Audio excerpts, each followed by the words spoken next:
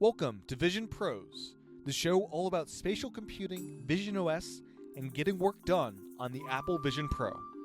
I'm Tim Chen, host of the show. Control Center should be a window. Let me open the Control Center window and leave it open. Like I'm recording a video. I want a start and stop button that I can turn to and press. I don't want to have to redo the hand gesture. Welcome to another episode of Vision Pros. Joining me today is Joseph Simpson, also known as the VR Hermit. In this episode, we'll talk about where that name came from, all the other headset experiences he's had so far, and that is extensive. Plus, we chat about his actual development work in the Apple Vision Pro. He's written many apps, including some custom ones he's done for his own work. Project Graveyard, which you can download now, which is kind of a fun graveyard of all of your old projects that you've done in real life that you've kind of sunsetted. And Looming Deadlines, this countdown app that really makes sure you don't forget that this deadline is coming up. Plus, we chat a bit about Canvatorium, this little project he has of showcasing different development solutions in VR. This is something he's done both for him and for other developers. As a reminder, you can support this podcast over at visionpros.fm/Patreon. And by subscribing either to Patreon or an Apple Podcast, you'll get episodes early. My thanks to everyone that supports the podcast. If you have not yet reviewed this podcast on Apple Podcasts, I'd really appreciate you spending just a minute to do that. As a new podcast, those reviews are very important, helping others discover this show more in search. With that, here's my interview with Joseph. Enjoy. Welcome to the podcast, Joseph. Thank you. I'm excited for this chat. You came across my radar. You've got a couple different things out there. Project Graveyard, Looming Deadlines, which I love the concept of this. And I know that one's not quite out yet, but a lot of stuff to dive into here. So first off, Tell me a bit about yourself, your background, and all of that. Broadly speaking, my background, I came from the FileMaker Pro world. That's kind of where I learned the basics of software development in 2011, 2012. And over a couple of years, I transitioned from just a developer to owning my own software development shop, doing FileMaker work. And around the time I started my company is around the time that Swift started becoming relevant. And I got really interested in that. And I dove into iOS development, tried a couple of things, just kept getting stuck. Like going from FileMaker straight to Swift was quite a big jump in skill. Because FileMaker, you're building out databases, but it's more than that. It's like you're building a UI for that stuff. Mm-hmm. So you've got your database layer, you've got your UI, scripting, calculations, menu systems, permissions, all kinds of stuff. Yeah. So it's a full, development platform, but mostly for internal business systems, not necessarily for consumer software. And that's still actively maintained. Apple owns it now, right? Yeah, it's been an Apple subsidiary for 25 years. Yeah. They're mostly autonomous, although they actually have, over the last couple of years, they stopped being FileMaker and started being Claris. And I noticed around that point that their emails started coming from apple.com email addresses instead of Claris or FileMaker. So, I think they're getting a little bit more integrated into FileMaker or into Apple. Apple, yeah. Their conference was actually at an Apple campus this year, which was quite interesting to see where our 30% goes. Yes. So as you're getting more into Swift, the learning curve has been kind of steep, jumping from that to Swift. Yeah. So I tried a couple small projects in Swift, and I didn't really make a lot of progress. I was kind of taking the same skills that I have, making something data driven. And at one point, a friend of mine suggested, why don't you just try this sprite kit thing? Make a little game for yourself and see how far you get in that. So I took September of 2016. I had kind of a lull between, I had a very big project starting at the end of the year, and I had a couple of months before that was going to happen. So I took the entire month, it was either September or October, and just learned sprite kit. At the time, it was the Ray Wenderlich website I was learning a lot from. So I was learning the basics of Swift and SpriteKit, and I made a simple game called Random Arrow. And it wasn't a very good game, but it did function, and it was playable, and a couple people who tried it liked it. But it was kind of there was a joke around this time about some huge IT company. They got this multi-million-dollar contract to make an app for an airport that would just randomize a left or right arrow to put people in the right line. And I was kind of poking fun of that idea and making that into a game where basically an arrow would show on screen and you had to swipe left or right or up or down. And then things would speed up. Sometimes the arrows would spin. So they would start at one place and then face the other direction to kind of fake you, or just different things like that. Um, it wasn't a successful product, but what it was successful at is kind of giving me a little bit of confidence that I could learn something outside of FileMaker for the first time. It was the first time I actually had any kind of success or victory or achievement.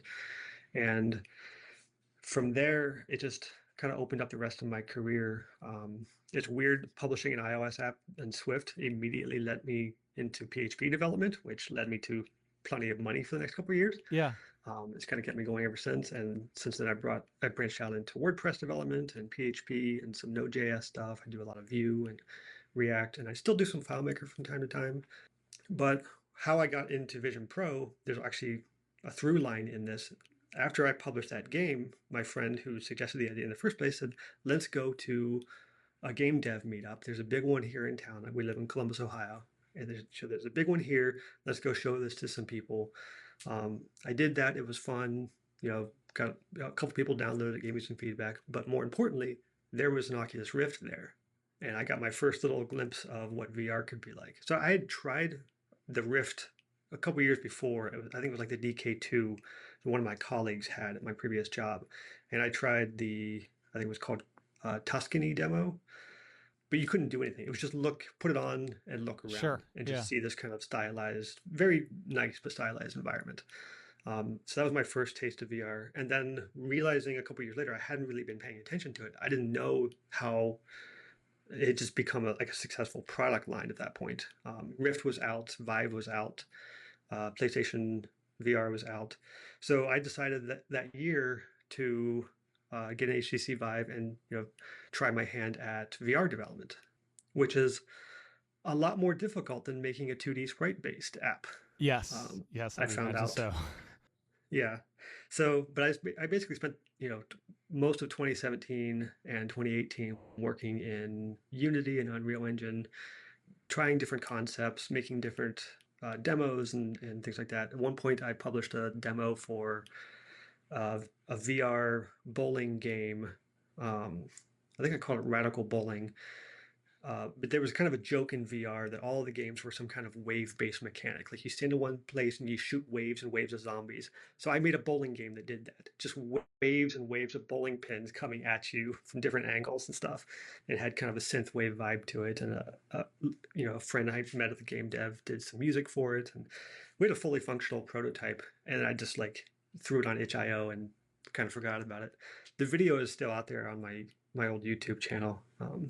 When I was showing that off, but that was pretty much the last time I did any kind of game dev thing. I think it was apparent having built that. It took me about 6 weeks to build that, but turning that into a product, it was clear this would be a year or multi-year thing or require a team to make this into something commercially viable. And I just not really the kind of thing I wanted to do. So I ended up back a couple years later with more skills. I ended up back in iOS development. Still doing a lot of PHP and FileMaker stuff at my day job. I made another attempt at iOS development called Retrospective Timelines, which was an app for tracking your most personal milestones throughout your life. So obvious things like when you were born or maybe when family members passed away. For me, I've been sober over 15 years, so I've got my sobriety date in there. I've got when I quit smoking, when I came out as bisexual a couple years ago, things like that. And the app would just show, clicking on one of those records, it would show you how long it's been, how many years, months, and days. But also just every anniversary of those things kind of resurface those things for you on a widget or a notification. Nice. Yeah. It was a really fun thing to build. I spent, I call it the year of darkness, because it was the first year that Swift UI came out. So I was super into Swift UI, kind of on the bleeding edge. I was building it with CloudKit, which wasn't well documented with Swift UI. And I spent 9 months making this $4 app that made me, I don't know, $500. It was not a good investment in time and resources. That idea, though, merging that with Looming Deadlines could be interesting. Maybe as a separate app, you have Looming Deadlines, and this app is like your retrospective Yeah. thing in visionOS, which I think that could be rather interesting. Yeah, so I've been kicking the idea around of rebringing that concept back, but the version that I did in retrospective timelines was very much like a stock iOS looking thing. It was, a list of detail views and edit views. It was very developer centric. Yeah.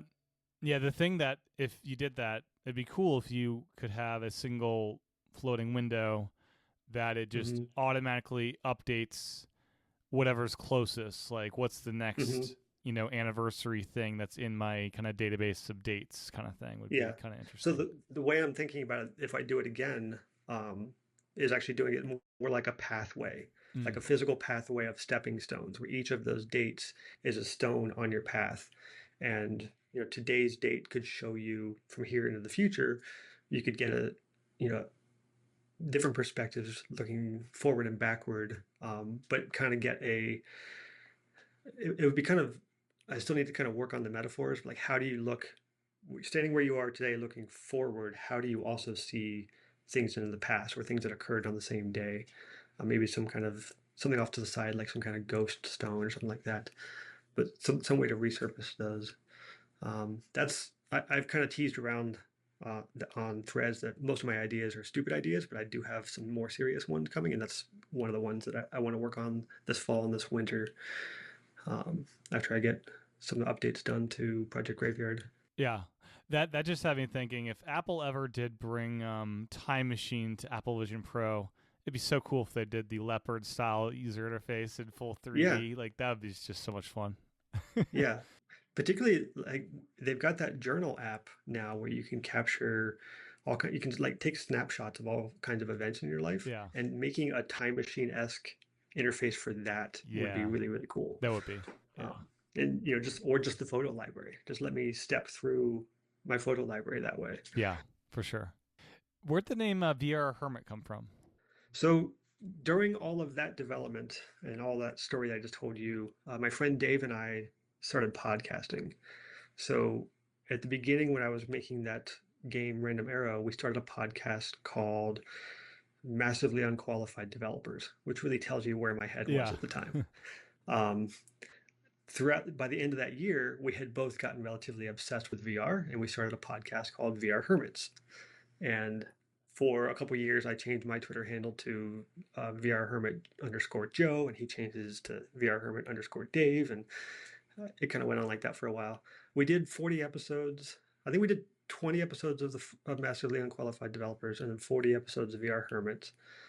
And then we went on a hiatus and we came back and did another podcast called Project Update, which was a little bit broader, less specific to any specific platform. And we did that for another 40 episodes. And I think we shut that down maybe in 2020 or 2021. So this would be the first time I've recorded a podcast since then. Okay. But I do have 100 episodes under my belt. Very cool. This just came to my head as well as talking about gaming. The thing I would die for is if someone created a Nintendo 3DS emulator for Vision Pro that had full 3D support with the little slider and stuff. I don't know how technically feasible that is, if the 3DS is too new or power hungry to make that even work or not, but that'd be so cool. Yeah, I get the impression that the newer it is, the more likelihood there are still lawyers assigned to it at Nintendo who are going to send really nasty letters to if it's anybody Switch for sure. Yeah. But yeah, 3DS, I don't know. Like, DS is out there now. I don't know if 3DS requires JIT to function or not on Apple Vision Pro. But yeah, that'd be interesting, and it'd be wild if you could. I don't know if the pass-through cameras would be good enough, but almost, I'm envisioning like you have a backbone in your hand with an iPhone in there, and the iPhone is like the touch screen of the bottom screen that you can tap, and like it interacts with the Vision Pro in some way. That might be a bit convoluted, but that'd be interesting. Yeah, that could be cool. You could totally build a non-Nintendo version of that with Apple's systems like SharePlay and stuff. I'm not sure if you do it with your own account though. Can you create like a SharePlay session with yourself? You can. Can you? Well, I know I've FaceTimed myself by sending a link, and you can join the link from multiple devices. So that's a thing you Okay. can do. Yeah, I But might yeah. have to do a quick prototype one of these weekends to see can I set up a share play session between my phone and my headset, Right. or Yeah. like It'd be move stuff on interesting. my phone that moves things in the world. Yeah. I mean, it's fun these early days, just like experimenting what can be done at this point. Mhm. As far as headsets you own, HTC Vive, was that the only one you purchased prior to the Apple Vision Pro? Oh, I wish. Um, no, I over the years I went full in. I Yeah, what else is had in the closet? Yeah. most of them I've gotten rid of. I haven't kept a collection. Okay. Yeah. But I went from HTC Vive, then I got a Oculus Go, which was their first standalone headset before the Oh. Quest line, Yeah. Okay. the 3 Degree of Freedom one. And then I got a Oculus Rift, mainly just to do development for Quest because it was going to have the same controllers and input Mm-hmm. bindings for this Quest. So I got the Rift to do that development, and then I kind of gave up on Quest development a couple of months before launch when they announced their store policies of like heavy curation, apply ahead of point, almost nobody's getting through. It was very different Interesting. from their Gear VR and the Oculus Go policy Yeah. of just like, make an app if it passes quality standards, then we'll publish it. That's Where something that I know a lot of PlayStation players have been fed up with all the mm, junk apps that are like being farmed and like yeah, they pass the quality standards, but it's just like copy cutter games that are just flooding the stores and crap like that. So that's kind yeah. of interesting that Quest is that kind of standards or did at one point to try to Yeah, keep. so they definitely launched that way. It's only this year that they finally really started to loosen up. Okay. So for the first couple of years of Quest, it was our store or nothing else. Mm-hmm. There you could, boot the device into developer mode and sideload your own Android apps. Yeah. So there was an ecosystem around there called SideQuest that came up to kind of fill that niche. And then at one point, Meta made their own product called App Lab, which was kind of at the time it was a little bit like Test Flight, but it was more of like a published thing. You could actually sell stuff on App Lab, but it And it wasn't wouldn't in the expire Quest after store. like a couple months like Test Flight No, does. it wouldn't expire or Yeah. anything. It just wouldn't be listed on the store. So people who went to Best Buy and bought a Quest wouldn't ever see App Lab. Right. They would Gotcha. have to be looking for it. Mm-hmm. Um, so, and then they eventually launched their own kind of alternative to Test Flight. I forget exactly what it's called, but this year with the Horizon OS coming up, they're actually merging App Lab into the main store, and they just lowered those policies or changed those policies to make it just much easier for anybody to publish a Quest app. Very similar to Interesting. the Play Store and Yeah. the App Store. So it's kind of on par with the other platforms now, but it took them a couple years to get there. And I think they were thinking about Quest in the early days as a gaming console first, and anything else secondary. So gaming console at the very top of the hierarchy, Which is smart because at that entertainment time for like the screen YouTube and yeah. so So what? I was saying which is smart because the screen technology at that time it lends itself to gaming, but not much else. Like I have an Mhm. original PlayStation VR as well as PSVR 2, and even PSVR 2 with those nice screens. I don't want to Yeah. be reading text in that thing, quite honestly. Like, Oh yeah. But I mean, plus the controllers are literally the same button mappings as an Xbox controller. yeah, Like yeah, they're not. That's not a native thing for anyone besides the gamer to pick up and use. exactly. As their hand tracking has become more relevant, now they're getting to the point where they're thinking about Quest more as a general purpose platform. And it's interesting to see Meta and Apple go at this from totally different directions, where Meta is taking their console and turning it into general compute, and Apple's general compute platform is pretty awful at VR gaming at this It's point. horrible. I mean, I would Yeah, never. there's I would not play games in this thing if I'm not just the novelty of it. Quite honestly. yeah, the only thing I've enjoyed on Apple Vision Pro for gaming has been Thrasher, which is Okay. a truly like hand tracking native experience. It feels absolutely fantastic. Very, very cool visuals, very cool music. The people behind this are very, very talented. Small team. Yeah, I'd say Um, Eagle Flight could probably work in here because that was head tracking primarily. Did you Okay. play that one by Ubisoft? You're flying as an eagle. No. Yeah, it was decent. I think it was for PSVR 1 back in the day. But yeah, Yeah. I mean, PSVR 2, the games are incredible. They look great. The controllers are awesome. The head haptics are fun. It's like, if I want a game, that's where I'm going, and I'll get all sweaty in there versus my expensive headset. Yeah. So you mentioned the other VR headsets. So I had the HTC Vive, the Oculus Go, Oculus Rift, Oculus Quest. I had some Windows mixed reality headsets in there as well. Okay. Those were almost entirely for work. How's the pass-through on that? There was no pass-through. How's it mixed reality then? I'm curious. There was no mixed reality. It was just a brand name. It was a VR headset. That's great. Okay. Yep. It's Microsoft. Yeah, it's I love that. That's great. Yeah. So they had the HoloLens at one end of the spectrum and the Windows headsets at the other end. And they called that their mixed reality platform. Oh, okay. But they weren't mixed. They were in two different devices. That's hilarious. So, yeah. That's Microsoft. Okay. That's lovely. But I did a lot of work in that. Yeah. We would record the podcast every Monday, and then I would hop into VR in one of the Windows mixed reality headsets and open Adobe Premiere and edit the podcast in this giant cliff house with like virtual screens all over the place. A lot of the stuff that we're seeing in Vision Pro now. I have side-loaded Ferrite into visionOS, and that's why most of the podcast is in Vision Pro with an iPad app that is not in the App Store, but I bought it for iPad. And what you just described earlier with the touch input on the phone, but the display in Vision Pro, something for like Ferrite would be amazing for that. Let me use the iPad and the pencil to do the input, but I don't want to look down at it the whole time. Exactly. Yeah. No, that'd be cool. I had those headsets, and then I got into the standalone headsets. Once Quest was really out, first gen Quest I was a little disappointed with it. It was a bit heavy and uncomfortable for me. Yeah. So I never really used it for more than half an hour at a time. But when the second one came out, I lived in that thing. It got me through the pandemic. It kept me connected to my friends. 2 or 3 times a week we're playing mini golf or going fishing or playing Demio. Like, it really did a lot to keep us all kind of mentally fit during some pretty dark times. And it was a $300 headset. I definitely got my money's worth there. I actually owned 4 Quest 2s over its lifetime. Wow. Just because you used them so much and wore them out? Well, so I bought one when it came out, and then I was doing so much development that I got a second one just for development. Because the one I bought, I had prescription lenses in it and a really comfortable head strap, but that made it kind of a pain to take it on. Take it on constantly. So I got a second one for development, and then I won one in a contest that they were giving away.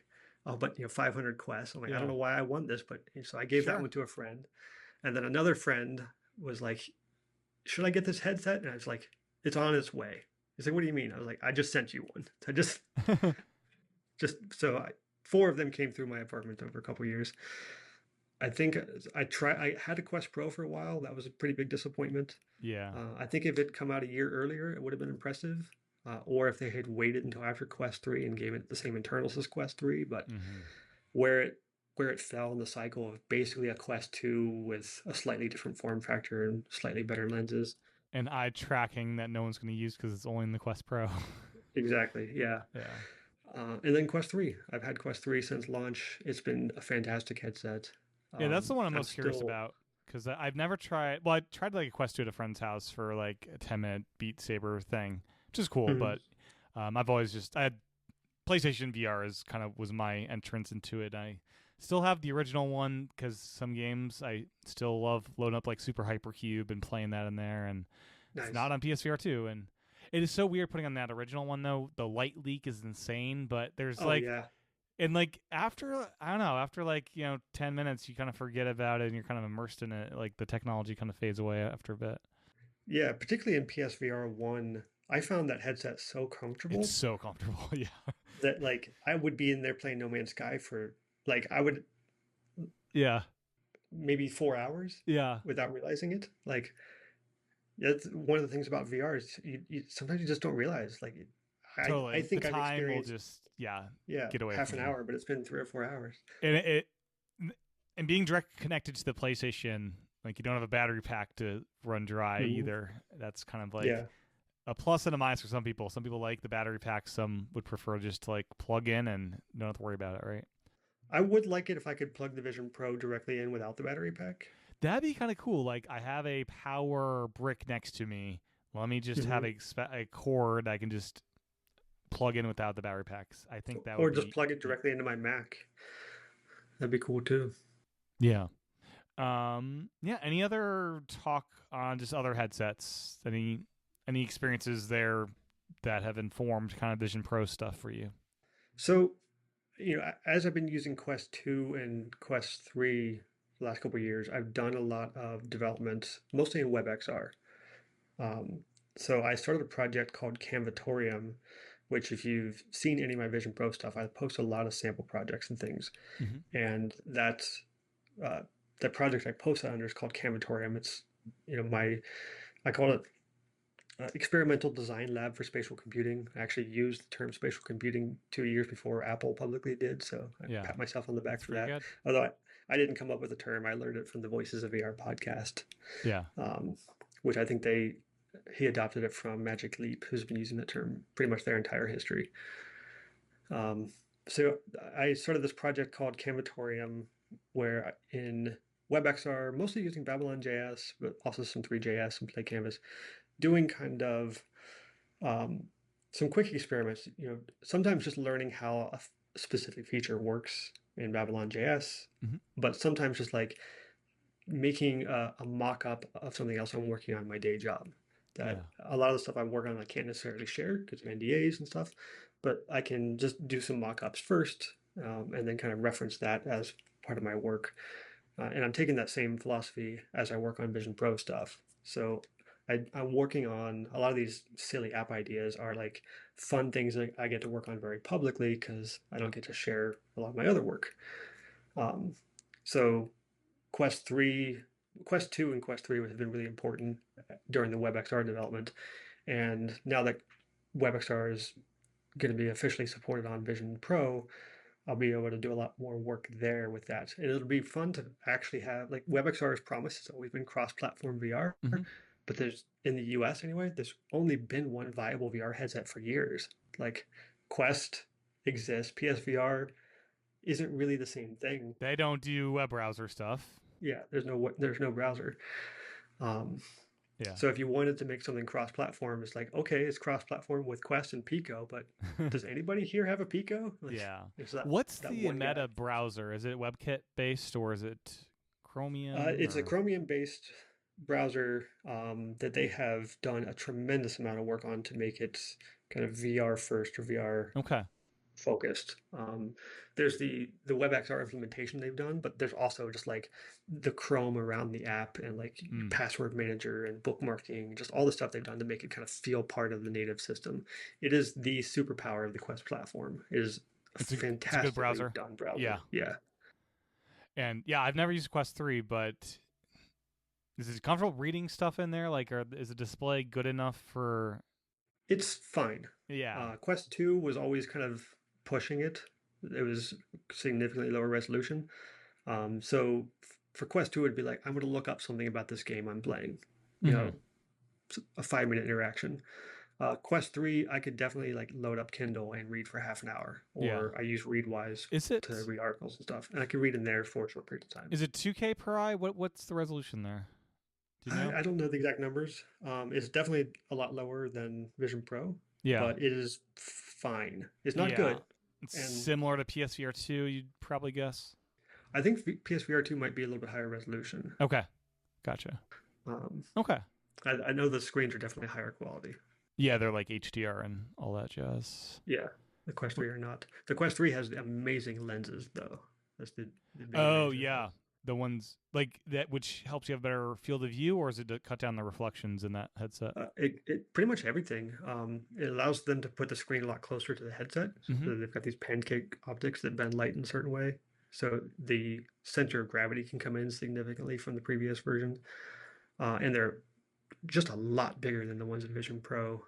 With my prescription lens inserts in the Vision Pro, I've got these like tiny little peepholes that I'm looking through. Yeah, coming from PSVR 2, that was the one thing. The field of vision was like, oh, PSVR 2 actually has better field of vision than Apple. I did not expect that based on the marketing leading up to this. Yeah, particularly with Vision Pro, I expected to see some black bars to the left and right. I'm kind of used to that from Oculus Go and Yeah. older headsets. But in Vision Pro, also seeing my vertical bounds block so much. It's like constantly it's like I'm looking through a rectangle. Yeah. Um, so And they definitely need to if I take the strap off and like push the headset directly up against my eyes, I can get a much better view, but I can't use it that way. yeah, So is that a result of the displays not being big enough, or the lenses they have over the displays covering it in some way?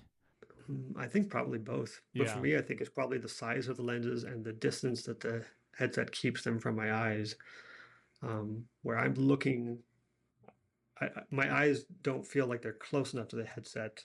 If they made like a different face interface that pushed it a little bit closer to my head, it might be better. But Yeah, the one advantage there, at least for me, is PSVR 2, I'm constantly wiping down the lenses from face oil, and in this one, I barely need to touch those lenses because, as you mhm, said, you're not that close where it's gonna like eyelash rubbing against them kind of thing. yeah. Which, yeah, maybe that's the wrong way for them to go with field of view. I mean, I complain about it, but I only see that stuff when I'm looking for it. Like when I actually get in there and I'm working on something, all of that just drops away. Yeah, when I'm like, Um, yeah, watching a movie, it's like I'm immersed in this and kind of forget. And yeah, same thing. When I'm exactly. working on something, I don't really notice it. It's just when you initially put it on mainly is when it's like, oh, And yeah. switching between Quest 3 and Vision Pro every day. I do a lot of like fitness gaming. I use an app called Supernatural on Quest 3, Mm-hmm. so I use that every day. And I usually use that before I will use Vision for the day. So I'll be in there with its, really bright screens, vivid colors, fantastic lenses, but low quality text and kind of lower Yeah. graphics. And then I'll come over to Vision Pro, like, okay, this looks kind of washed out, and everything is a little. The pass through is very dim. Um, it's Interesting. this big jump. But then the virtual content, like the screens and the text and the Text. Yeah. images and stuff, all looks freaking phenomenal. And I think that's So I don't probably use the pass through a lot because it just kind of looks meh. yeah. I think that's probably the better order to go through because I'm not sure looking at text after being in Vision Pro would be even worse comparison. Yeah. Oh yeah. Yeah, that's interesting. The pass through is so much better there. I guess I didn't anticipate that. And that's just a matter of the cameras not being high quality I enough. You think think? so. The Quest pass through looks closer to what my eyes see, but grainier. Like it looks like I'm looking through a video I camera, see. but the colors are the exact same as when I take the headset off. Yeah. The Vision pass through looks. It doesn't look grainy or artificial, but it just changes the colors of everything, and it's not very good at low light. And my entire apartment is low light. Like I basically live in Admiral Dama's quarters. Yeah. I would love a future headset that has like night mode with the green IR, whatever. Like like you're Hmm. wearing those goggles. If you'll see in the dark or whatever. Yeah, yeah. Particularly if hand tracking could work in the dark off of IR, that'd be great. That'd be cool. Overall, has the Vision Pro lived up to what you were expecting from the purchase? Like, Yeah, I definitely got it as a development device. mm-hmm. I didn't expect it to be a runaway success as a consumer device. I was kind of irked that they were even releasing it as a consumer device. I feel like they should have just called this a dev kit, and you have to sign up with a developer ID to get it, and you know, we're not ready for the rest. I think they've kind of opened themselves up to a lot of criticism by not doing that. Um, but yeah, as a developer, I love working like building for it. Mm-hmm. There's lots of pain points, but it's worth it for all the little successes along the way. And then working in it with the Mac Virtual Display and uh, just all the stuff you can do with it, like it feels like my own little workspace, particularly when I need to kind of really focus on something. Like I've always been Mm-hmm. a pretty good person of having like focus and attention. But when I need to, like, okay, I've got 2 hours to get this done before the weekend. I don't want to be Yeah. thinking about this all weekend. I will just put the headset on, bring up the Mac Virtual Display, put some music on, flip into an environment, and just get the work done. And Mm-hmm. it doesn't feel like 2 hours. Yeah. I will get the battery warning before I notice it. Like, it's been 20 minutes. I'm like, no, it's been 2 hours and 15 minutes. And here's your 20% battery warning. Do you have a So, wow. go-to environment?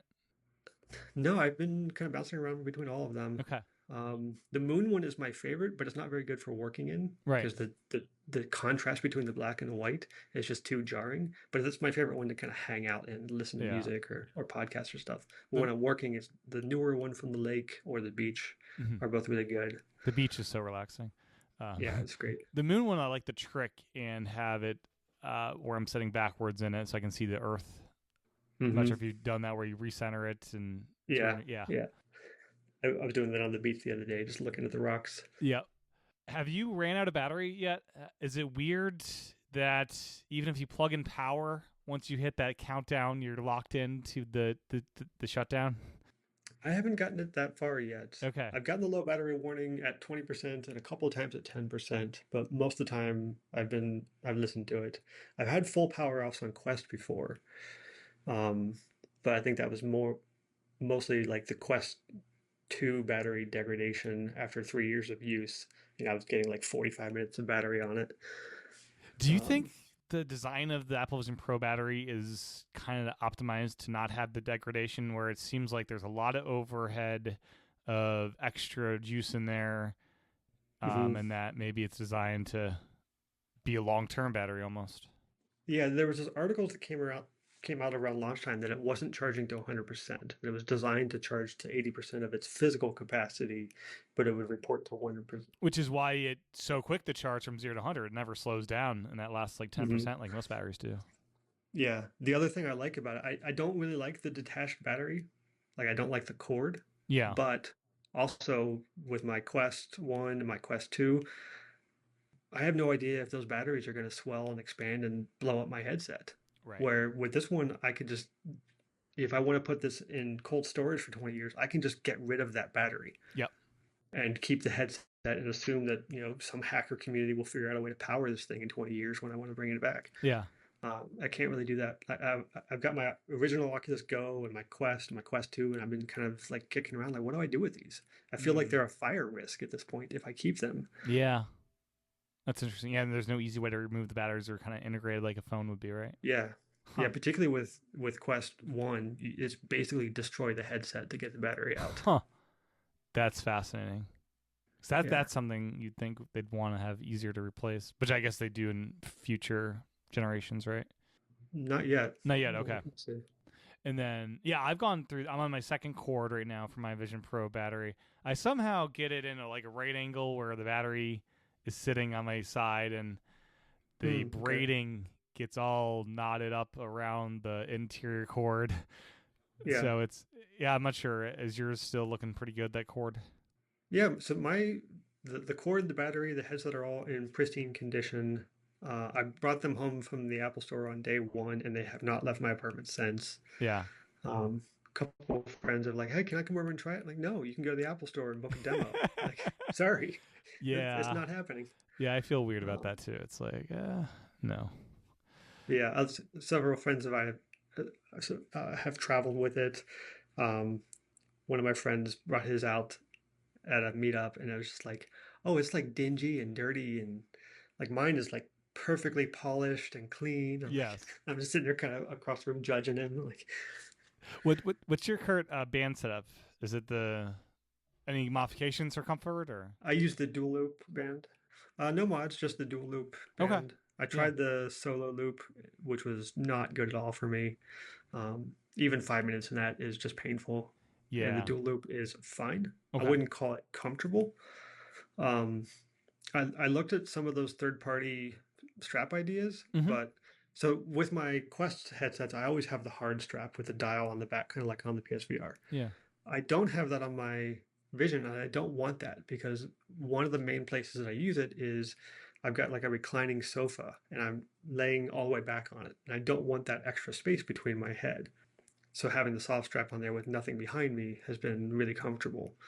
So when I'm working, if I'm going to sit down and work on Project Graveyard for a couple hours, I will grab the headset and the laptop and head to the couch, throw it in the recliner, kind of lean back a little bit, Nice. kind of a Yeah. neutral gravity position, virtual screen directly above me, music playing off to the side, pop into an environment, and then work in Xcode that launches the app directly into the device.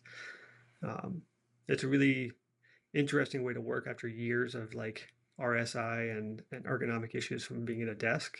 It's really great to have just like a total mobile platform.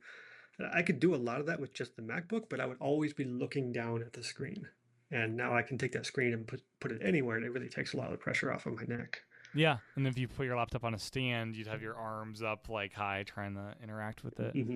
Yeah, Yeah. the soft bands people got a lot of criticism, but it is like great for you can put your head against a pillow or a chair and Mhm. for either working or watching movies. That's something a lot of people want to do. Yeah. Yeah. So I was skeptical about the top strap going across side to side because Hmm. I didn't really understand how that could help. All the other headsets I've ever seen, they've had a strap to go from the front of the headset back over your head. Yeah. Um, and I was concerned how that would work, but it does pretty well. I can wear that in most positions for around 2 hours with no physical discomfort. After around the 2 hour point, I get to the point where like my neck is getting sore, my forehead is getting sore. Like it's time to get out of here. I Yeah. know some people that were like, I work in Vision headset every day. I'm like, or all day long. I'm like, no, Yeah. I use the that's too solo heavy. top, and I'll be in there for 4 or 5 hours at night, and yeah, Oof. no issues with that setup for me at least. Yeah, it's too much for me. Yeah, but I like the dual solo loop kind of setup. It's very comfy, Mm, cozy. But yeah, the single solo loop, no chance. yeah, no. Yeah. So when we were chatting before, you mentioned you made your own kind of custom app for Vision Pro and working. What is this that you've made? As a recovering FileMaker developer, I've still Mm-hmm. got my own database. Um, I run a lot of my own stuff out of this database. I call it Radical Nexus. It is just a FileMaker database on my server in the office. I've got a little Mac Mini here in the office, Mm-hmm. and most of the time I'm using it on my Mac, just the full version of FileMaker Pro, and I've got all of my tasks, my notes, reading log, VR library, personal finance stuff, a couple of business finance things, just tons of tables. I think I've got about 25 different tables of data, some of it interrelated.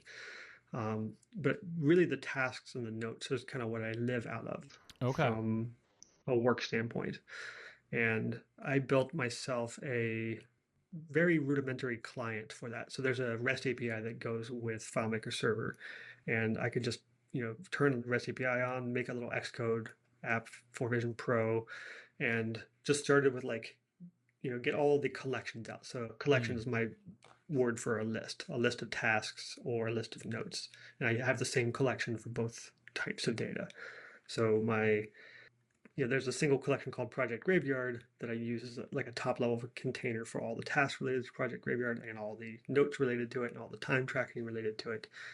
So I built my own version of that. It's called like a grid of collections, Mm-hmm. and I've got these collections grouped into sets of like maybe 5 or 6 records that these things are like personal collections, these are business collections, these are client collections, these are hobby projects, these are administrative or like infrastructure things. So I've got these 6 different buckets, and I started with just putting those in a grid in a regular Swift UI view in a visionOS window, and then I could look at them and tap one of them, and it would open the related task list.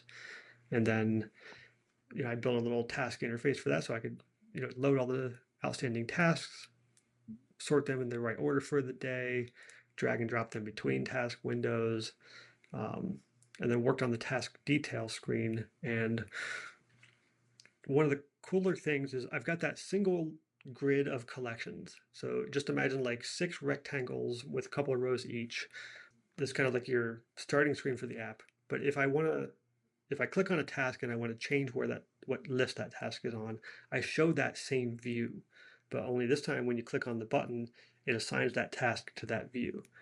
And it shows it in the same place, but just it's doing a different thing. And it allows me to kind of form this mental connection between this task is always right over here to the left. Like I always know exactly where to look for this. I've heard the term embodied computing or embodied cognition, and I need to learn more about that. I've heard it mentioned several times on Voices of VR over the years, but I want to make interfaces that are kind of more personal and relative to where I am. And that's kind of my very first rough draft, but making more things that like, my tasks are always over here, or instead of, you know, clicking on a record and launching a value list of options, can I jump into a virtual space? And these things are all organized in a way that I have decided are organized relative to me at the time of entering that space. Just like if you ask me where something is in my apartment, I don't think about what order it is on the list of alphabetical entries of items in my inventory. I know where it is in my apartment. Like, Yeah. So yeah, I've been building that. Um, I need to get a demo out of it just to kind of show other people what I'm working with and get some feedback. It's full of my personal data right now, so it's like I can't take screenshots of this because it's like there's a half a dozen NDAs violated in that screenshot. But I need to like just make a second copy of the database and make some sample data with it and just switch data sources for demo mode or something like that. Right. And to run this, you need to have a server running with FileMaker. Is that right? Mm-hmm. Okay. Yep.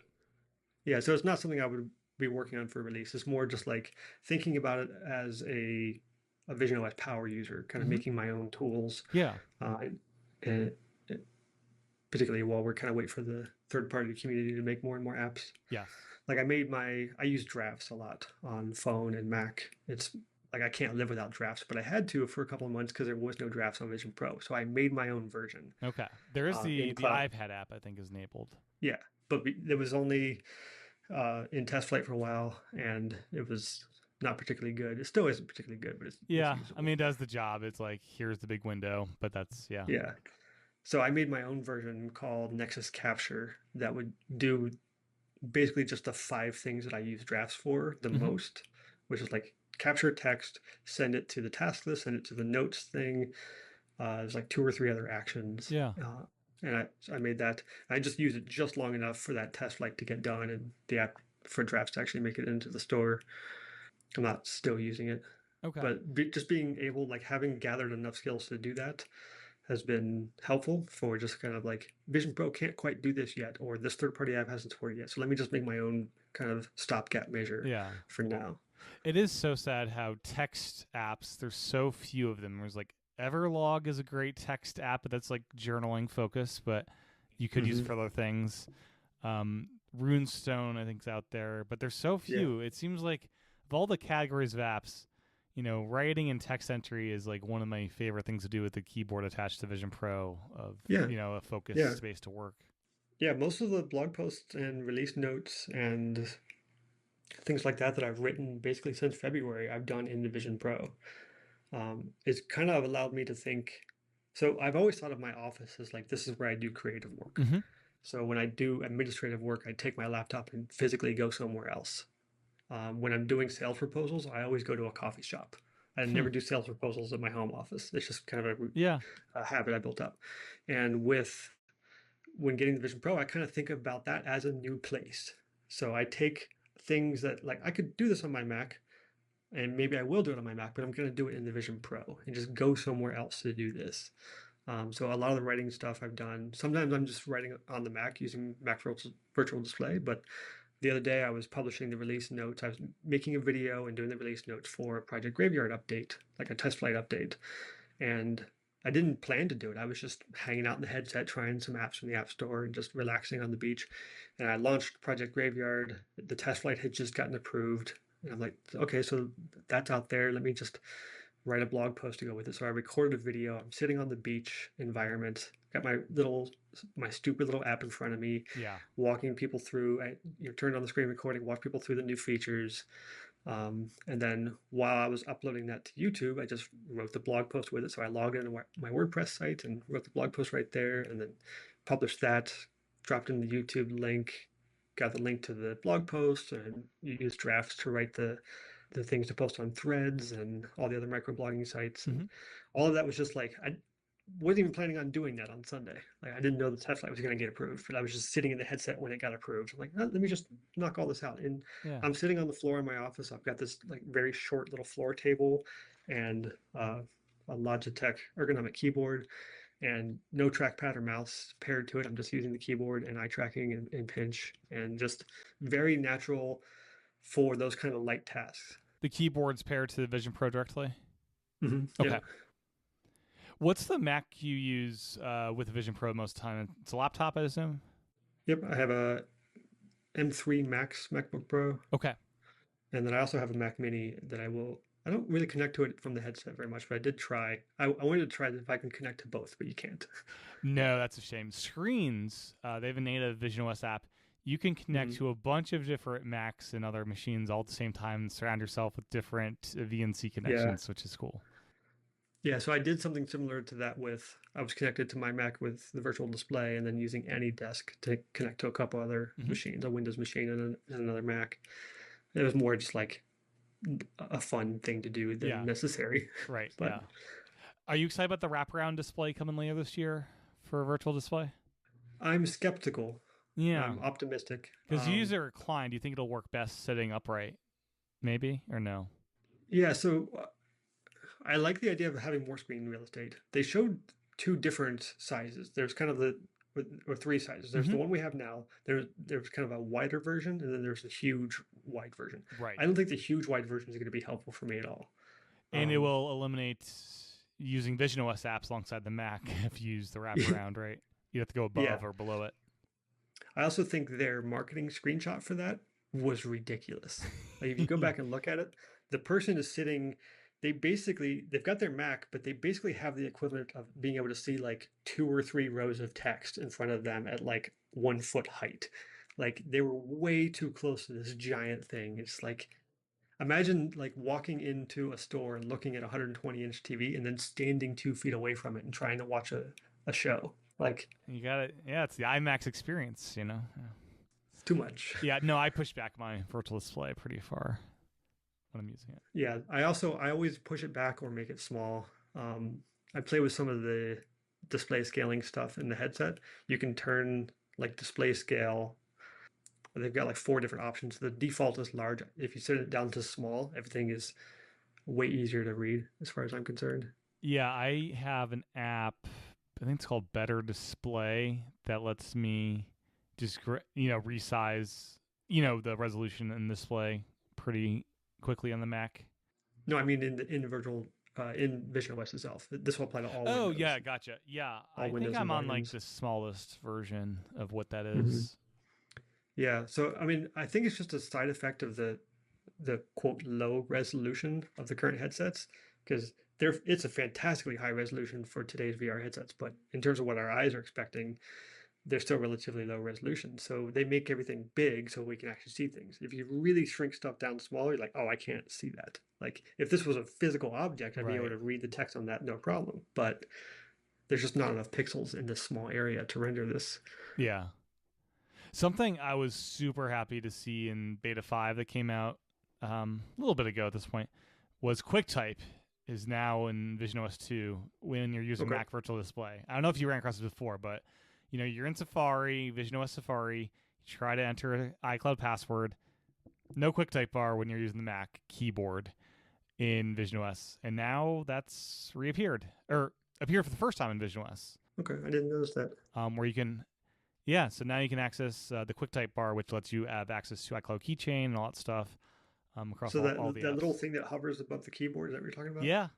Okay. That was absent unless you were using a paired keyboard. If you used a Mac keyboard up until Beta 5, so all of visionOS 1 and most of 2 at this point, there was no way to get that little bar that had the little very handy password button, because without that, you got to open up the Passwords app, copy it, and good luck trying to get a passkey in there, because I think that's the only way to do it, through that little bar thing. Yeah, I wish that little window helper, little keyboard helper, things like that they need to respect the user's preference. When I type on a keyboard and it shows me this and I physically move it somewhere, it should stay there until I move it somewhere else. Oh, it's moving on you, yeah. But Apple doesn't do that. They decide where it's going to be every time. They're like, no, this is my $4,000 headset. I decide where that goes. Yeah. Things like that. Yeah. The other one that's similar to that would be Control Center. Control Center should be a window. Let me open the Control Center window Oh, that would be and leave it nice. open. That would be Like nice. Yeah, that would like be. I'm recording a video. I want a start and stop button that I can turn to and press. I don't want to have to redo the hand gesture. I want to do a Yeah, the hand gesture's fun, but it would be nice to have a window I could, gesture and throw it somewhere. yeah, and I'm not saying the default should be a window, but like let me pin this as a window or Yeah, something that'd be like that. cool for sure. Uh, the pass-through keyboard thing must be handy with all the environment use you have during work. Hmm. Yeah, Yeah, so it's fine. in good light, I would say you need Yeah, really bright lighting for that thing to register properly. yeah. So it doesn't like if I'm in an environment and I haven't touched the keyboard in a while, it kind of disappears, and then Mm-hmm. when I move my hand closer to the keyboard, it'll reappear. But it's not always fast enough to matter. I generally don't need to look at the keyboard when I'm typing, except for like a lot of special characters or weird punctuation, things like that. Yeah. But for the most part, I don't really need it. It's been kind of fun to like, I need to find a good like typing app for Vision Pro because it would be cool to have a typing app where you can't Can't cheat. see. Yeah, I never thought about that. Um, Yeah. that With would be really cool. with work that you're doing exclusively with the Mac, no visionOS stuff, have you experimented using like Disney Plus and Mac Virtual Display within there? Because there's an option now as a developer. You can say use your Mac Virtual Display while fully immersive, so you can load up like the Avengers Tower and put the Mac Virtual Display in front of everything and feel like you're just working there instead. Have you done that kind of Yeah, stuff yet? so I've done that in a couple of WebXR sites, which I think could be kind of a cool way to distribute free environments. Yeah, That yeah. people could toggle that option on, and then just like I need a cool place to work today. There's like a really cool skybox generator app called SkyLab, Mm-hmm. where it's a WebXR implementation. You can have it generate a 360 skybox based on an AI prompt. So and then just pop into it. Um, so kind of make your own like whatever you're feeling like at the moment skybox, Yeah, and no, then that's just cool. make that your environment for the day. That could be pretty neat. I discovered in the SpongeBob environment, as you're watching Survivor and Paramount Plus, you can pop the bubbles as the video is playing, which is fun. The little, Oh, nice.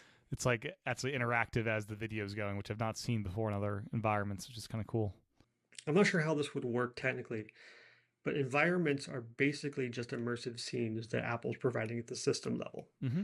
I would love it if either third-party developers could contribute environments to the system level. So the user can say, yes, install this as an environment for me to use. Yeah. Or conversely, when I'm in an immersive environment in an app, if I could, using Control Center or some gesture, bring in my other windows into that environment. I'm not sure which would be the right approach, but I definitely want that result of like, I am now in this app doing something important, but I need my other stuff too. Yeah. Yeah, the Mac Virtual Display thing proved to me that yeah, you can have other windows in a fully immersive mode, and that does work pretty well. Like, Hmm.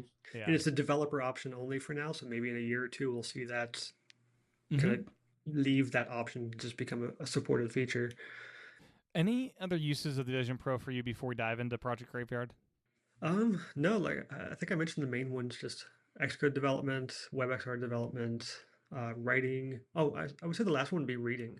Um, as I've developed some pretty nasty RSI issues related to my neck and cervical spine issues, I can't really read anymore. And Mm. I love reading books. I used to read 50 or 60 books a year, but Yeah. I can't physically hold a book and look at a book Huh. without hurting myself. That's no good. Um, Yeah. and Vision Pro is the first headset that is high enough resolution where I can read without eye strain. So I will, an hour a day, lay on the floor and just read, like laying on the beach, but actually on the floor of my Yeah. apartment in the Vision headset, just reading in the Apple Books app or the Kindle app or um, Libby from the library. So it's giving me back that hobby that I've kind of had to step away from the last couple of years. I've kind of filled it in with audiobooks, but it's not the same No. as being able to read myself. So Have you investigated creating your own ebook app for Vision Pro where you load in EPUBs and have a more native experience there?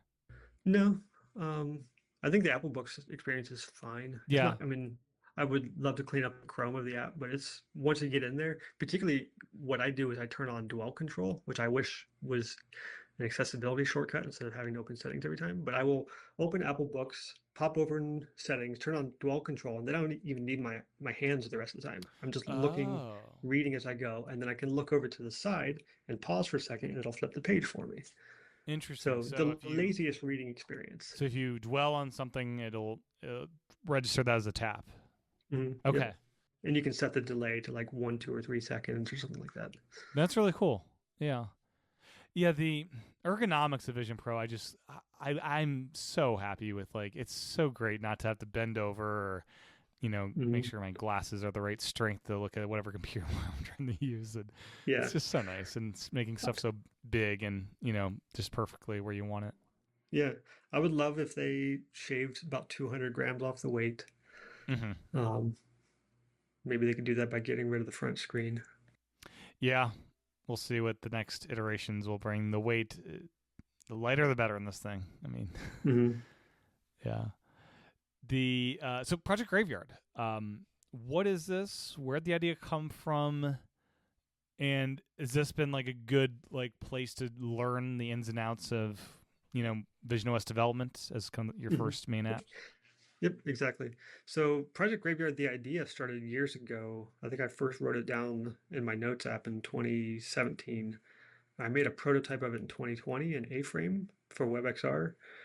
And it was kind of funny. I have a screenshot of it that says it has a couple of my dead projects in the background with start dates and end dates. And it has a gravestone at the beginning that says Project Graveyard 2020 ... And that was last time I worked on that version of it. Yeah.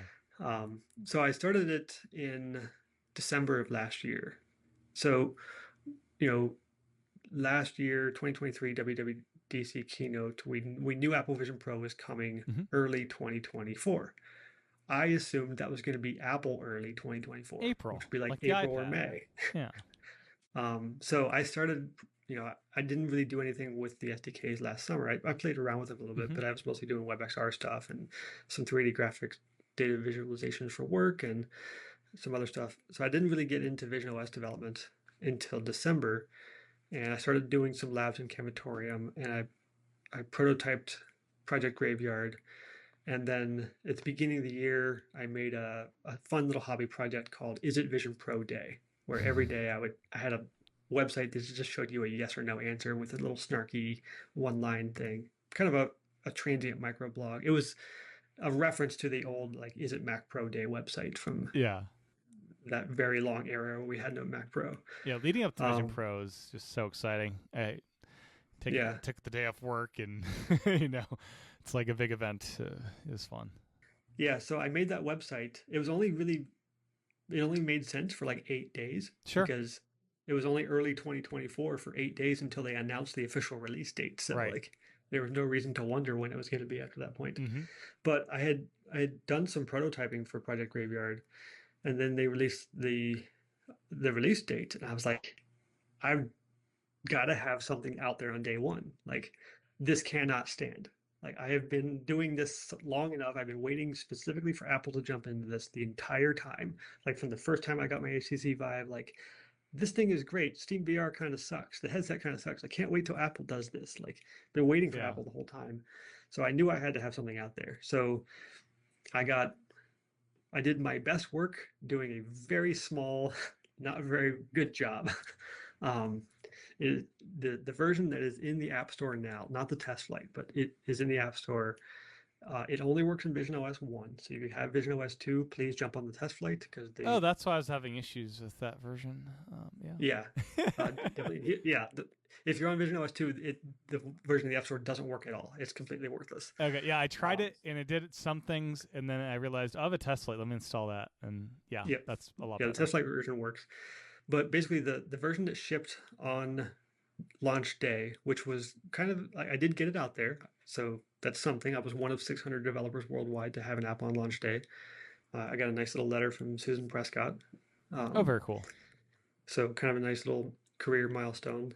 But it was basically just you could add a project, and a project just being a gravestone, and the data schema would basically just be the name of the thing and then 2 text fields for epitaphs. And it could be whatever you want. So a short description, or I use a lot of mine. I would do project name, then use the first epitaph for like a year, Yeah. like 2018 to 2022, and then the last line for a short description or a comment or something. It'd be cool to add an option for images so you could have the app icon as part of the tombstone. Mhm. Yeah, I want to add.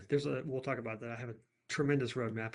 Yeah. Um, but yeah, so I got so basically you could create a gravestone and then you could drag it around the scene and put them wherever you want, and that was pretty much it. Mm-hmm. With the day one release, you could just add objects and they would pop into the scene. There was an attachment view rendering the text kind of right off the surface of the gravestone, and then you could just drag them around the scene.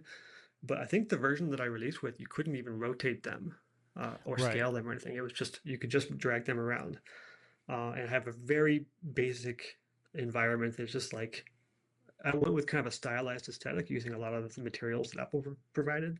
So rather than doing a grass shader, I just did like I grabbed their felt shader Mm-hmm. and or their felt material. I just kind of made that green, and I grabbed another kind of organic looking thing and threw that on the surface of some trees, some dead trees, and I made a little fence for the perimeter.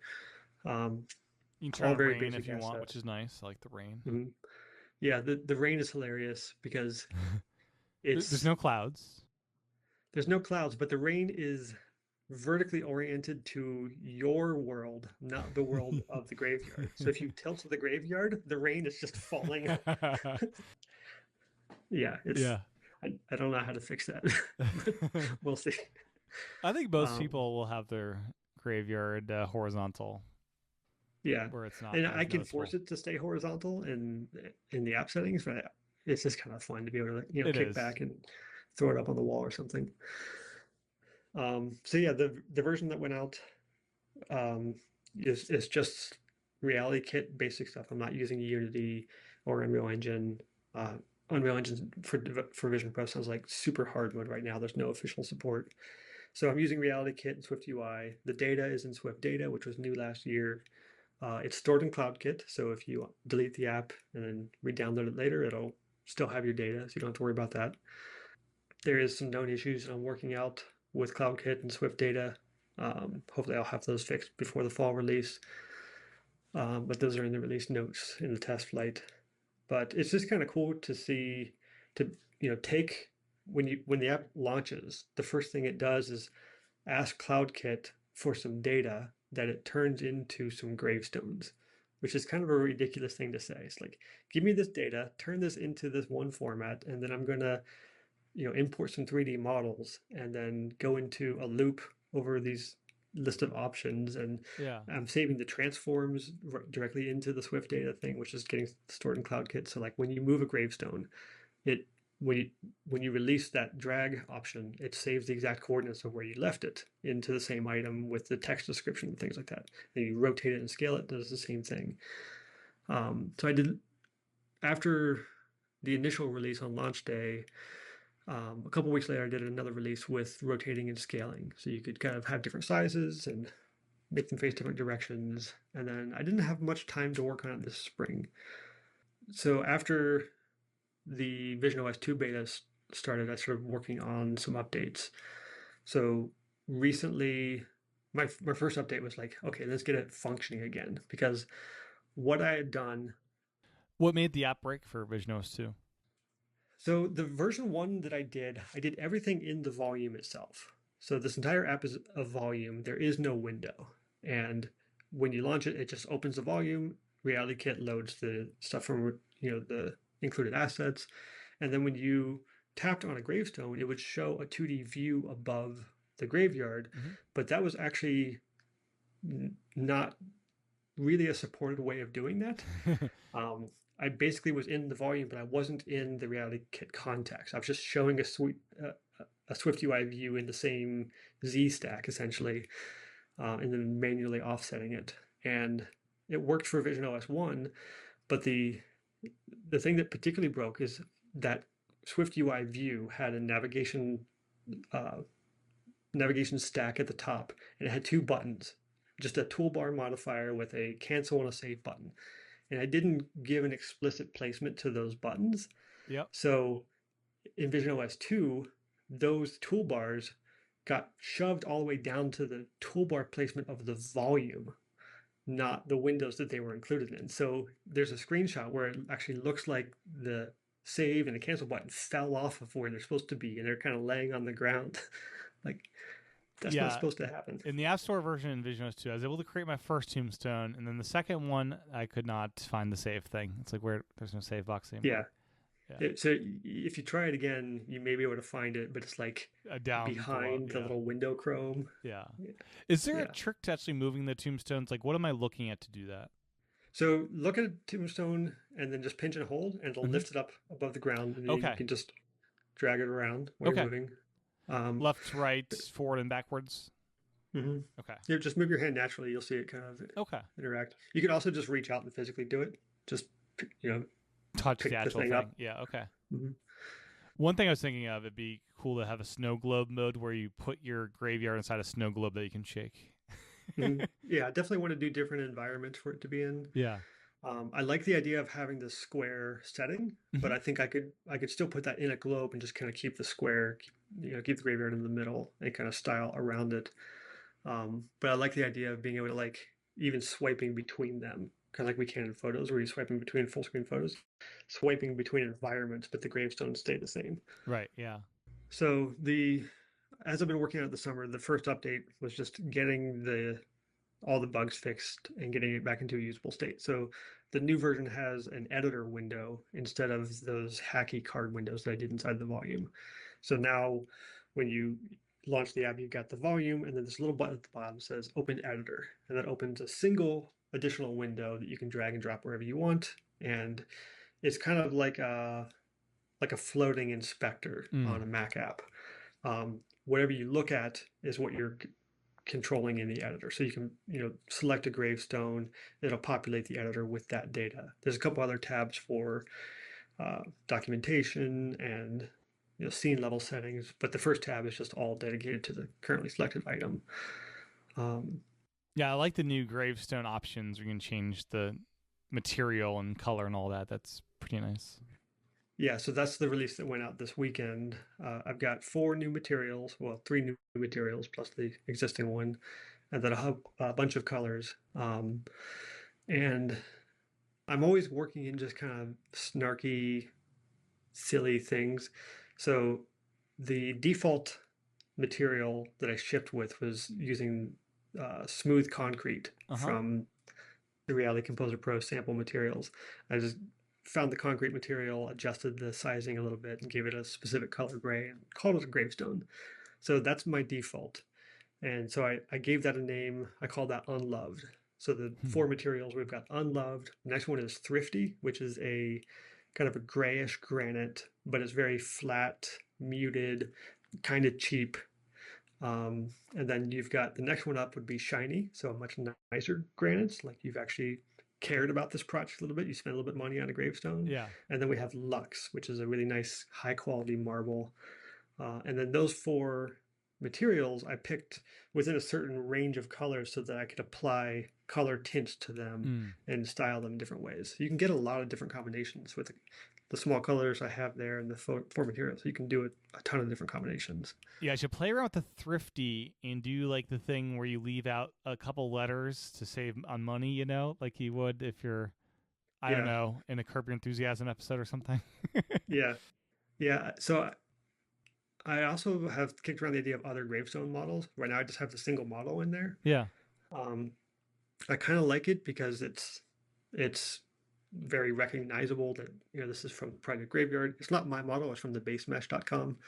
I just modified it, like rounded the corners and stuff. But yeah, I'd love to see like the Washington Monument you see all over the place, in a lot of graveyards, and that's a cool kind of gravestone, I think. Yeah.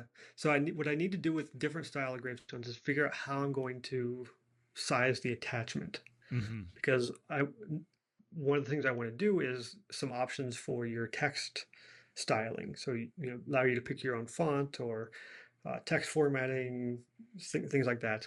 But I don't want to do that until I know, can I have a consistent size box to always draw the surface of the thing in? I do now because I only have one gravestone. But if I have very differently shaped gravestones, where do I put that text? Sometimes is it super wide and uh, not very tall? Is it sometimes very tall and narrow?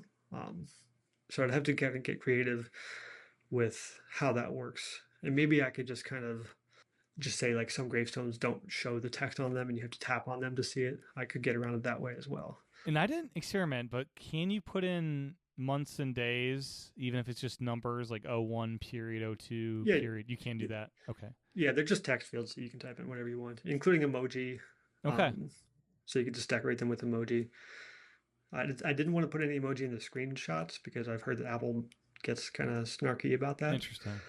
when you have emoji in your App Store screenshots. Another thing I'm curious about, longer term, maybe having multiple graveyards. Like one graveyard's, like for me, it's dead podcasts I abandoned, and another one might be Yeah, some other kind of like grouping of graveyards. Like I think it'd be kind of hilarious to, the TV shows I loved, and having like graveyards for some characters that died off in different shows. It'd be kind of humorous to yeah, have stuff like that. yeah. Particularly if I can get it out where I can have multiple graveyards, I could seed it with some sample data. Mm-hmm. Um, so like I've always wanted to, and I probably will make a WebVR or WebXR version of the Killed by Google graveyard. Oh, that'd be so good. Yeah. This massive field of all of their dead projects. Yeah, yeah, of course. Yeah, I forgot. Yeah, Google. They abandon stuff all the time. Yeah, it's kind of their whole thing. So the next things I'm going to work on is either going to be the text formatting customization, or it's going to be decorations/accessories. Can you imagine like a skeleton just walking around your graveyard, or is Maybe, that a bit too? maybe. So I've got two categories of things. One is decorations, which would be kind of graveyard level, like drag in some additional trees or a skeleton or fog that are just apply to everything. The other would be accessories, like when you're customizing a gravestone, attach another item or items to this. Yeah, So like flowers for this one, or stuff flowers would be the obvious one. Also like sad trombone, that when you look at it, it just plays this little trombone that does an animation and plays the sad trombone sound, or the world's smallest violin playing a little sad song next to your dead podcast. No, I love that. All little things like that. Like the snow globe type of thing could be more of a scene level thing, like turn on snow, have snowmen show up and melt, things like that. You could add fall leaves to the trees and have them fall. I don't know if that'd be a one-time thing though, for when you open it. Yeah. There's a lot of options with like Halloween decorations, like pumpkins and black cats and skeletons and stuff like that. So kind of turn it into very tacky spirit Halloween vibes. Yeah, and you can even, if you could program in fireworks. So like New Year's, you could do the fireworks if you're in the app at that time or something. Yeah. So the decorations would be just kind of background elements that would probably be pretty static, but the accessories would be anytime you look at a gravestone and select it, it would play some sort of animation, start a particle emitter, or play an audio cue or something like that. So those would be more interactable things. Well, anything else about Project Graveyard? There's a test flight out now, as we mentioned. I would love lots of feedback. The app is free. If you have a Vision Pro, which I'm assuming you do since you're listening to this, go get it. If you have visionOS 2, don't go get it. Go get the test flight. Test flight, yes. It is free for now, so just go ahead and add it to your account. I'm not sure if it's always going to be free. So if you want it for free, definitely for free, then add it to your account now. Yeah, I could see like in-app purchases for like all the accessories and stuff being a way to monetize from a free app or you could just make it a paid app and that stuff would be included or whatnot. Yeah. So I've thought about making it a paid app. I've also thought about, accessory packs. Like I don't want to gate the features themselves, but like if the Halloween pack is, 99 cents, something like that, buying the packs could be one way. I've also thought about just like having a little groundskeeper shed off to the side of the graveyard, and you can click on that to tip your developer or to tip the groundskeeper. Oh, that'd be nice. Yeah, that'd be cool. That could be kind of a cool thing. So just keep it all free, but let people throw me a couple bucks. You can have a fun little animation of change dropping in or something. Yeah, Yeah. And then when visionOS 2 launches, do you plan to make it a visionOS 2 only app, or is there a way to? absolutely. Yeah. Okay. Cut off support for Absolutely. one, which is probably the smart There thing to is no do. looking back on this platform. Yeah, I think most people are like, I'm updating as soon as I can, kind of thing. Yeah, I think Apple had to ship something, and they shipped what they could get out the door. But they I don't think they can wait to get Vision OS 2 out there. Doesn't It's 2 so much feel better more stable and fun to use than 1? Like in already every in way. beta? Yes. Yeah. Yeah. Yeah. It's kind of wild. It's like, yeah, there's no test, there's no public beta for it though, because I think they don't want to deal with if it goes wrong. There's no way to restore it from home. Yeah. Yeah. Particularly if you're not near an Apple store, that could Yeah, be a really bad time. it could be, but yeah, it's kind of funny. The Apple Watch, it's so annoying to install those betas. Like, oh, I hit the thing to install it. Oh, you gotta go to your charger, type in the passcode. Okay. Mm-hmm. Oh, you're wearing the watch. Oh, even it has 100% battery on your wrist. Oh, you got to put on the charger because that 100% might be lying, and it's gonna just Mm-hmm. die. Right? It's so annoying. Yeah. How they handle that. So the last thing I would say on Vision or on the last thing I would say on Project Graveyard is let me know if you're interested in an iOS or Mac version of the app. Um, Reality Kit is supported. Data input there could be interesting, just as far as like a way to just input all the dates and stuff you want there. That could be an interesting thing. Yeah. Even without the actual graveyard itself, could be like a companion. So, but with the latest versions of macOS and iOS, the Reality Kit is supported on those, and I wouldn't have to do it AR based. It could just be like a little 3D scene on your Mac. On your Mac, yeah. Um, Yeah, that could be and cool. just do kind of a front top down perspective, kind of give you the same angle that you would have, but just a mini version. The iPhone version could be, kind of the top half of the screen could be the graveyard, and the bottom half could be, interface for editing controls and things like that. So I've thought about that. And then Looming Deadlines. This is due out this fall. Tell me about this, because I just watched the video. It looks pretty cool. Because countdowns, they're a simple thing, but they're very handy at certain times of your life. Yeah. So Looming Deadlines is another one of my jokey, not very serious app ideas. As you can probably tell from the past discussion on Project Graveyard, none of this is serious. I'm not a serious person. So Looming Deadlines it's all in the name. You can make a deadline, say visionOS 2 release, or in this case, visionOS Hackathon. That's September 13. Give yourself a deadline, give it a name, pick the date, optionally pick the start dates of like when you started tracking time towards it. And then you can open it up as just a regular visionOS window, and you can do some customization to it. There's some different backgrounds, solid color backgrounds, gradients, and the window glass background. There's some text customization, so you can change the font weight and size and text casing, things like that. And there's also there's 2D text and 3D text, and 3D text is very rough around the edges. But then the idea is you can make windows in visionOS absurdly big. So if you are working in your headset, maybe connected to your Mac, or maybe just working as a visionOS apps, and you've only got 2 hours left on this, or maybe it's still a month away, but you need to enforce some anxiety on yourself. Basically, I call this like artificially induced anxiety. Like, give yourself unnecessary stress. Yeah, it reminds me of in Paul Verhoeven's Hollow Man, Sebastian in his office at home. He looks back in his recliner at his office chair, and there's a big sign that he has hung out. I think it's printed in computer paper. You should be working right now, kind of thing. That reminds me totally of Looming Deadlines. So. Yeah. So I got it out there. I actually did this entire project in June. I set myself an August 1st deadline to get a beta out. So I did, the very earliest visionOS 2 betas. It's entirely window-based. There's no volumes. There's no immersive spaces yet. But for right now, you can just, make as many timers as you want, pop them out as individual windows, size them very small or very big around your space. But the idea would be, if I keep working on it, which honestly I'm not sure if I will. I put the beta out there and there was just no interest at all.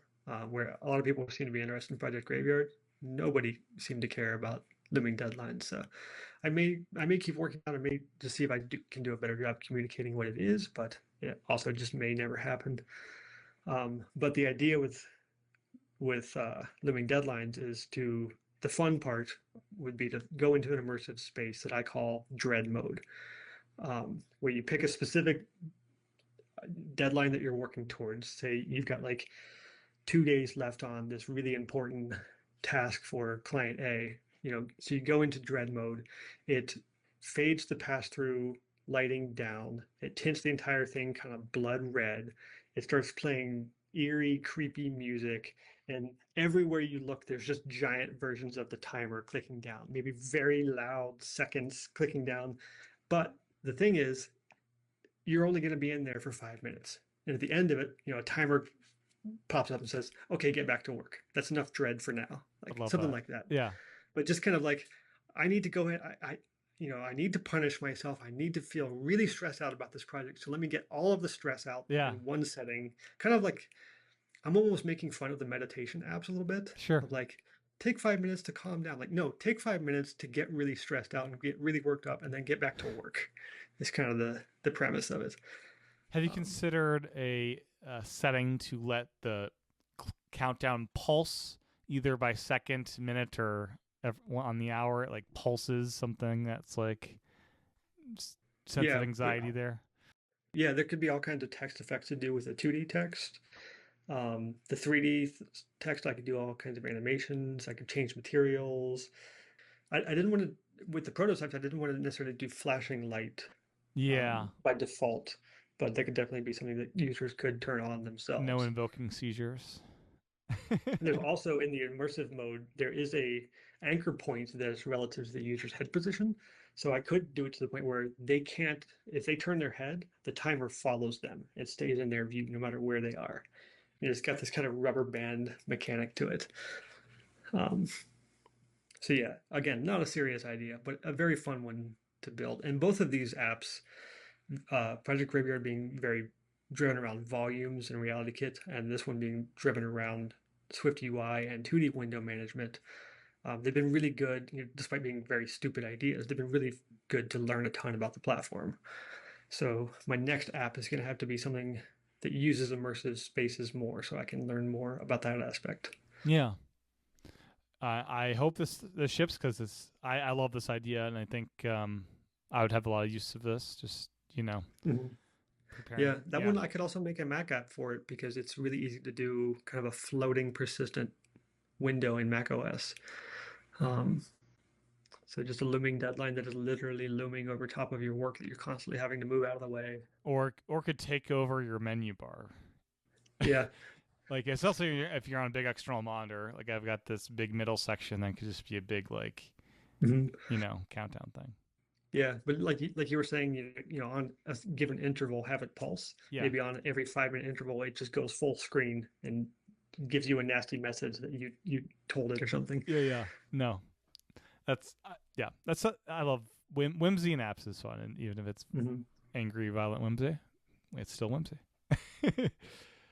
Anything else about this one? No. Let me know if anyone's interested in more of it. Like I said, I put the test flight out there 6 weeks ago, and I haven't touched it since. Okay. So they're gonna full speed ahead on Project Graveyard. I think I probably will get Project Graveyard 2 out first before I go back to work on anything else, because there's a lot to do there, and I want to get some customization.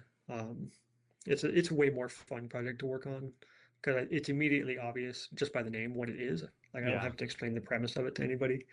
And I think anybody who has ever, whether they're a developer or a writer or a podcaster, anyone who's ever done any kind of creative work, we've all got a graveyard behind us. It's just kind of fun to reflect on that stuff. Yeah, for sure. I was just thinking of, like, it'd be cool the little ornaments have little sound clips you could throw in there. Like, let me have a little part of the podcast that can be in the gravestone almost. Yeah. Oh yeah. The little mementos.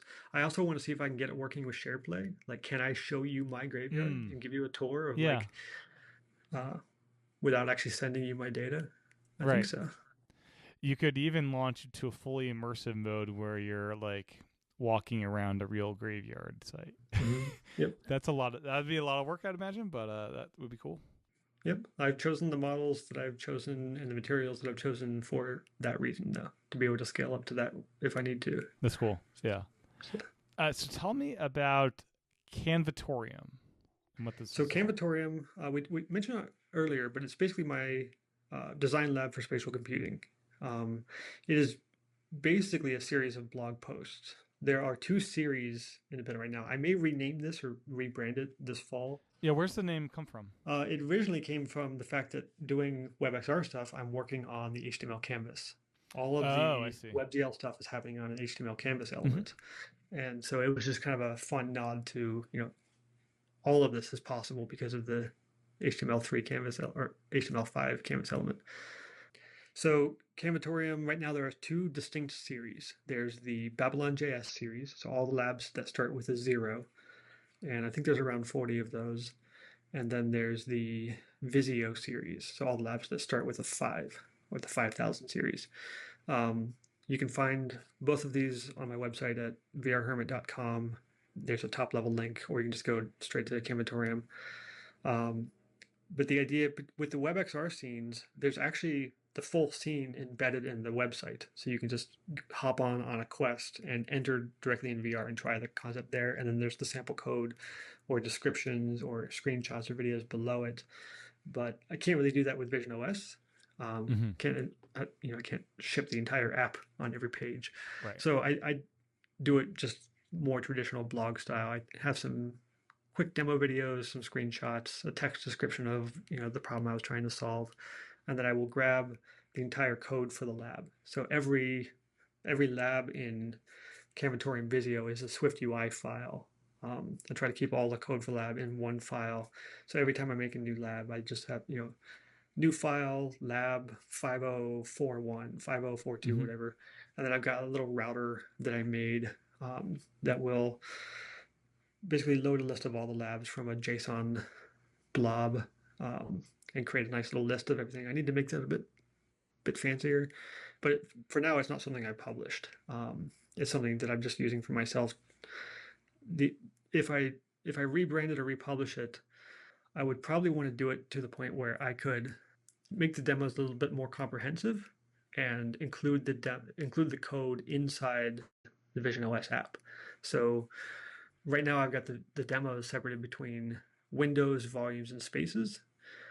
So if I'm experimenting with, say, 2D offsets or 3D offsets for 2D views in a window, I would just make a window lab, and then the router uses the right type to open the right type of thing. When you open the lab, it just opens a window in that case, and then it loads for 2I view, and then the code runs for that lab. I would want to come up with a way to include that code. So, if I could put this in the App Store, or you could just go on GitHub and compile it yourself, be able to step into the headset and try the demos, but also see how it works. Bring up a utility window to show all the code. That would be the dream for that one. But for right now, it's mainly just been like, I don't want to have to make a new Xcode every time I wonder how something works. So I just have this one project. I just make a new file.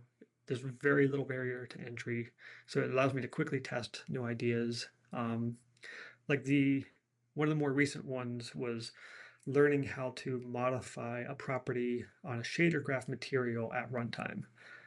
And I needed this for the Project Graveyard material picker and applying those colors. And the way you do this is not intuitive. It's not well documented. But you have to make a Reality Composer Pro file, Reality Composer Pro file, not profile. Yeah, yeah.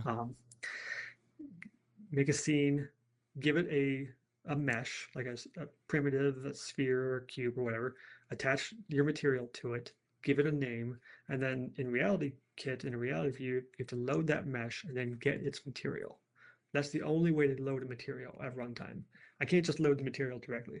So I had to figure that out. Like I couldn't find that documented anywhere. So I made a lab to figure that out. And then to modify that material, you get that instance of it, set a property on it or multiple properties of it, and then set that to the same component that it came from or a different one, and it basically creates a second copy of it. And throws away the first one. So just little things like that. Yeah. There's a ton of little labs that I've done to just like, how do shadows look in 2D Swift UI views, or how do 3D offsets work, or how do these rotations work? How does the drag gesture work in the volume? So like we mentioned earlier, the dragging gesture for the graveyard, there are 3 or 4 different labs that I've done related to that. Just getting the gestures right, different modes to toggle between them. Like the version right now, you can grab and pinch with both hands and it'll do a simultaneous scale and rotation gesture. So you can move your hands further apart to do the scaling gesture and then move them in space to kind of rotate them. And you can do them at the same time. I also have a different version that's like either move or scale or rotate. It's a little bit easier to use. You can do it all one-handed. That's a bit more intuitive. I may switch to that or maybe even do like a user preference thing for that. But these are all things I was able to very quickly prototype in Canvatorium because there's nothing I can mess up. Like I'm always just adding a new thing. I don't have to worry about messing up something that's working now. And then the other thing I do with Canvatorium is just publish all of it. So I record, short 1-minute videos, 1 or 2 minutes, throw those up on YouTube or Threads or Mastodon or wherever. And then on my website, we'll post the full code for the lab as well, if anybody wants to reference it. So this project is in part for you. So if you remind yourself, how did I do that solution back then? But also for other developers that are looking to find solutions to things they're running up against as well. Exactly. Yeah, it's creating my own library of like, how do I do this? Remember how to do this type of thing, kind of like a code notebook. Yeah. I also noticed that like there's so few people doing this that if you Google some of this stuff, you'll just find me ahead of Apple's documentations. Right. It's like, yeah, this is still a small community. It really is. And the approach to development on visionOS, I hear it's pretty radically different from Meta's system, which is still like OpenGL based. Is that right? Like you have to build almost like a game to make a text editor? Yeah, so everything on Meta's platforms is basically in a game engine. They do have their own native SDK that you can build against, and there's a couple other engines that have built against that. Mm-hmm. But for the most part, almost everything you see on Quest is Unity. There's a few Unreal Engine apps, but it's almost all Unity. So the 2D user interfaces in VR games have always been kind of an afterthought. Yeah. Really in all games, not just VR games. Nobody wants to spend their entire budget making menus. No. Even though some of them really should. And sometimes they do a really great spatial interface, and sometimes they don't. So like Beat Saber has always done a pretty good job of having like a very native VR feeling interface. But really, at the end of the day, it's just 2D objects that you're clicking and pointing at. But it feels a lot more polished than that. But those tools to build that stuff are that it's not good. That's one of the things I really love about Vision Pro is being able to mix Swift UI and all of its features directly with the 3D stuff. And like the inspector window or the editor window in Project Graveyard is a great example of that. Of like this entire editor is pure Swift UI. There's nothing fancy happening here. And it's going to look the same and behave the same on every headset. I definitely want to see Meta's option or answer to that as they turn their headset into a general computing platform. But right now they don't have that. Well, anything we didn't cover that you'd like to before we wrap it up? Oh, yeah, just a couple of call outs. I started a visionOS meetup here in Columbus, Ohio. So that was, I've been going to a VR meetup since 2018 or 2017. So I figured I might as well, instead of talking about visionOS at every VR meetup until they want to kick me out, I should probably start another one. And it's focused specifically on development. So we had our first meeting last month. We've got another one coming up next week. And then I'm going to be doing a presentation on window management for visionOS developers, just kind of all the APIs and techniques that we can use to open windows and position them and set their default placements and scales and have them adapt to content or have the content adapt to the window, all that type of stuff. And then the last thing I just want to call out is the upcoming visionOS hackathon. It's called Vision Hack. I'll send you a link if you don't have it, but I'm not involved with it other than participating in it, but I'm very excited about it. And it's an in-person hackathon? No, it's just going to be like all worldwide. Virtual. Okay. Yep, all virtual simultaneous event. There are a couple, I think 4 groups have announced they're doing like an in-person kind of hangout session for it. And maybe if I can find some people here locally, maybe we'll do something like that. But no, the idea is just Friday, Saturday, and Sunday, just hanging out with my headset and making stuff. Very cool. Yeah, I will for sure check the hackathon stuff out, and I've heard about it, so I'm excited to see what comes of it as well. Hear what kind of little projects get kicked off there. Yeah, should be really exciting. Well, where can people find you online and check out Project Graveyard? So probably the best place is just vrhermit.com. That's my kind of personal site and blog with Canvatorium and Project Graveyard updates. If you go to vrhermit.com/links, you'll find my little landing page of links. I'm pretty active on Threads. If anybody is using Mastodon, please follow me. I don't have any friends. Tim was the first person who ever contacted me on Mastodon. So, well, that's the first, I just haven't found a community there. Yeah. And I keep hearing how great it is. I'm like, where's everybody? So yeah, how we find a community there. I really do miss the good old days of Twitter when the entire VR community was on Twitter, and it was very different. Now we have 1,000 different little tiny networks that are all doing their own things. Yeah, there's some people that are on LinkedIn, some people on Threads. I don't really get TikTok or Instagram, so. Yeah, Threads, their algorithms, it's surprisingly good. Like, it's surfacing things like, oh, I want to know about that, what's going on there. Yeah. Yeah, Threads has been fun. It's interesting. I've gotten more mean comments and threats on Threads than I ever did on Twitter. Huh. But I think it's because their algorithm puts me in front of strangers more often. Sure, it definitely does that.